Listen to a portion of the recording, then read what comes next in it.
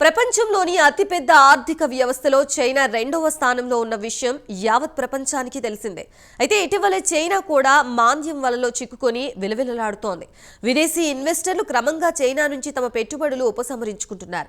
2021లో record స్థాయిలో $344 billion విదేశీ పెట్టుబడుల్ని ఆకర్షించింది.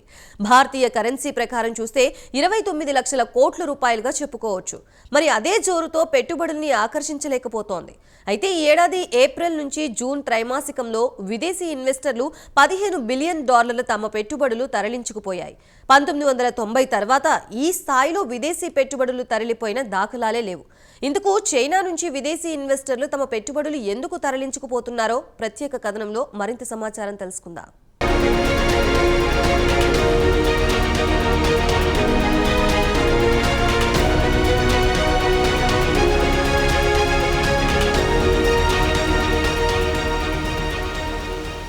ప్రపంచంలోని అతిపెద్ద ఆర్థిక వ్యవస్థలో అమెరికా తర్వాత చైనా అన్న విషయం తెలిసిందే. చైనా జీడీపీ $18 ట్రిలియన్, అయితే అమెరికా ఆర్థిక వ్యవస్థ $31 ట్రిలియన్.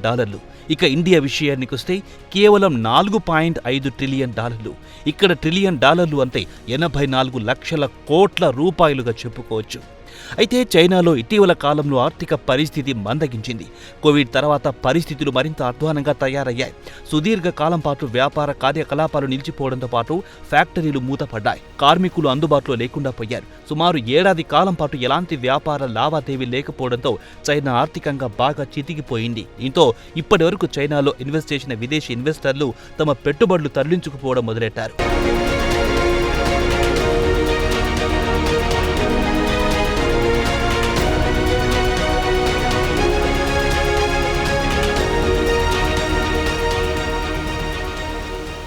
ఇక తాజాగా ఏప్రిల్ జూన్ త్రైమాసికానికి చూస్తే విదేశీ ఇన్వెస్టర్లు రికార్డు స్థాయిలో $15 బిలియన్ తరలించుకుపోయారు. దీన్ని బట్టి చూస్తే ఇన్వెస్టర్లలో నిరాశవాదం కనిపిస్తోంది. తాజా గణాంకాలను state administration of foreign exchange గత శుక్రవారం నాడు విడుదల చేసింది.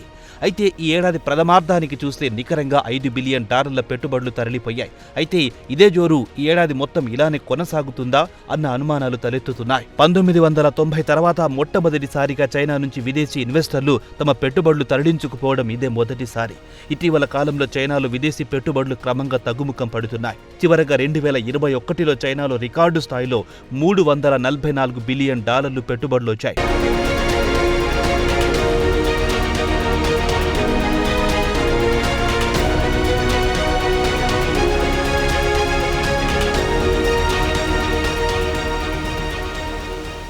ఇక చైనాలోకి విదేశీ పెట్టుబడులు తగ్గుముఖం పట్టడానికి ప్రధాన కారణం ఏమిటంటే ప్రస్తుతం ప్రపంచంలో పలు దేశాల్లో ఉద్రిక్త పరిస్థితులు నెలకొన్నాయి.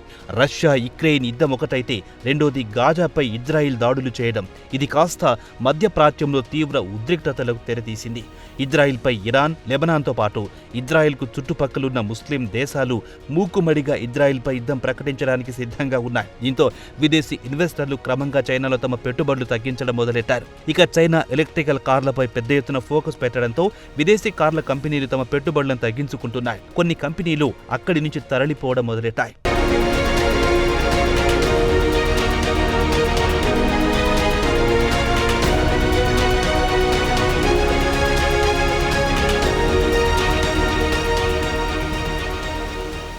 విదేశీ పెట్టుబడులు గణనీయంగా తగ్గిపోవడంతో విదేశీ ఇన్వెస్టర్లను ఆకర్షించడానికి చైనా మళ్లీ పెద్ద ఎత్తున కసరత్తు మొదలెట్టింది. దీంతో గతేడాది కొంత మొత్తం పెట్టుబడులను ఆకర్షించడంలో విజయం సాధించింది. కాగా జిన్పింగ్ ప్రభుత్వం విదేశీ కంపెనీలు చైనాలో వచ్చి వ్యాపారాలు చేసుకోవచ్చని ఓపెన్ ఆఫర్ చేశారు. అడ్వాన్స్ టెక్నాలజీ కంపెనీలను ఆకర్షించడానికి ప్రయత్నించారు. దీంతో అమెరికా నుంచి వస్తున్న పోటీని ఎదుర్కోవాలనేదే చైనా ప్రధాన ఉద్దేశంగా కనిపిస్తోంది. తాజాగా ప్రభుత్వం విడుదల చేసిన గణాంకాలను బట్టి చూస్తే విదేశీ కంపెనీల లాభాలు తగ్గడం మొదలయ్యింది. దీంతో ఈ కంపెనీలు చైనాలో తమ ఆపరేషన్ తగ్గించడం మొదలెట్టాయి. బహుళజాతి కంపెనీలు చైనాలో కంటే విదేశీ బ్యాంకుల్లో నగదు పెట్టడం బెటర్ అనే స్థాయికొచ్చాయి. ఎందుకంటే అభివృద్ధి చెందిన దేశాల్లో బ్యాంక్ వడ్డీ రేట్లు పెంచుకుంటూ పోతున్నాయి. అదే బీజింగ్ విషయానికొస్తే కుంగుతున్న ఆర్థిక వ్యవస్థను బలోపేతం చేయడానికి చైనా వడ్డీ రేట్లను తగ్గించుకుంటూ పోతోంది. దీంతో తమకు గిట్టుబాటు కాదని చైనా బ్యాంకుల నుంచి నగదు ఇతర యూరోపియన్ దేశాలకు తరలించుకుపోతున్నారు విదేశీ ఇన్వెస్టర్లు.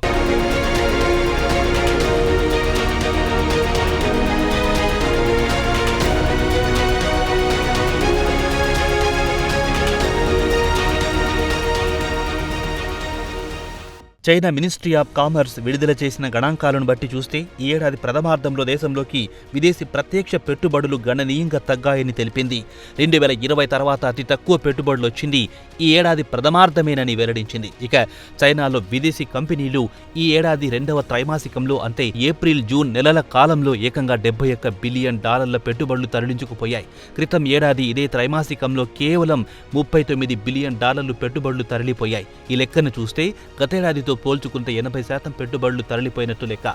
ఇక చైనా కంపెనీల విషయానికొస్తే తమ పెట్టుబడులు ప్రధానంగా ఎలక్ట్రికల్ కార్లు, బ్యాటరీల ఫ్యాక్టరీలపై పెడుతున్నారు.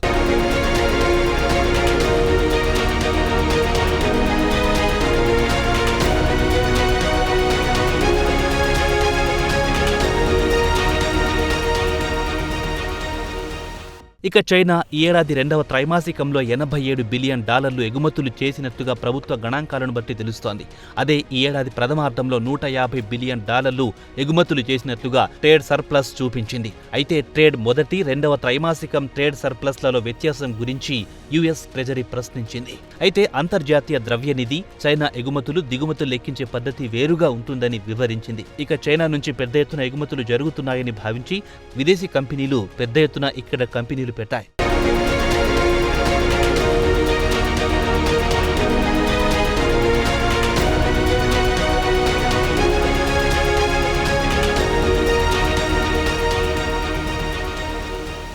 మొత్తానికి చూస్తే చైనా ఆర్థిక వ్యవస్థ అనుకున్నంత బాలేదని తెలుస్తోంది. కరోనా తర్వాత నుంచి ఆర్థికంగా ఇంకా కోలుకోలేదు. ఓవైపు దేశంలో అతిపెద్ద బ్యాంకులు దివాలా తీయడం, అదే సమయంలో హౌసింగ్ మార్కెట్ కుప్పకూలడంతో చైనా ఆర్థిక వ్యవస్థ కుదేలవుతోంది. అందుకే విదేశీ ఇన్వెస్టర్లు తమ పెట్టుబడులు క్రమంగా అక్కడి నుంచి సేఫ్ జోన్కు తరలించుకుపోతున్నారు.